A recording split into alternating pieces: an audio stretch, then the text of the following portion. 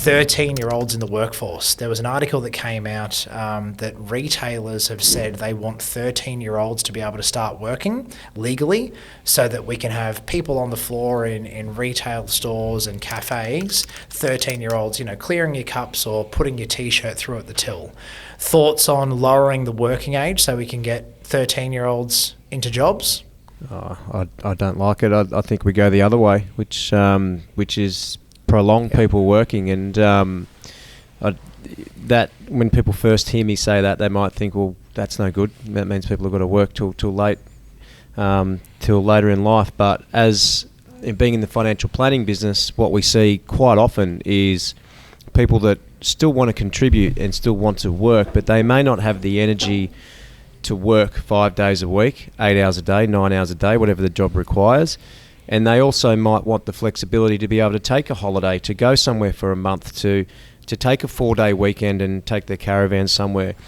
There was a really good incentive, and it actually still is there. It's just not like it used to be, but the transition to retirement or a TTR strategy was a really good incentive to keep people in the workforce. It let them take some of their money from super and still continue to work and then recontribute to super. So it kept people in the workforce for quite some time, and that was a really good incentive for people based on the tax rebates. Shout out to John Howard. I think it was last. Thanks for that, Johnny.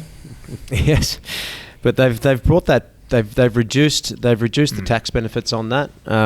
So there's less incentive there now. So I'm don't worry about the kids. There's a lot of people out there that would still like to contribute, that still have the skills to contribute and definitely have the wisdom to contribute.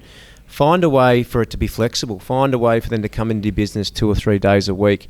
The government have an incentive like the transition to retirement. Reintroduce that back to where it was. Make it make sense financially for people to do that.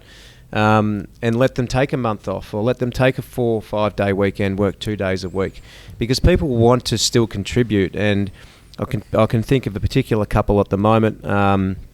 They're only just 60, and they're clients of ours.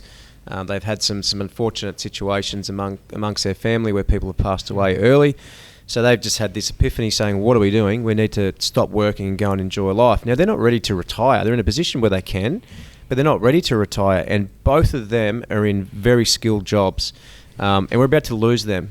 But they would be more than happy if they could find a role for their skill set to do 2 to 3 days a week. And the problem is, a lot of these high-skilled roles, they're not part-time jobs, right? So, I think as employers, we need to think about prolonging people's careers by reducing to 2 to 3 days a week. And I think the government needs to think of ways that they can make it really worthwhile, because the other thing it does, it also helps people prolong their super balances. So it has a massive impact on someone's super balance. So if you look at, okay, option one, I'm going to stop working so I'm not going to work for the next 5 years as a retiree, and I'm going to take out $60,000 a year from my super to retire.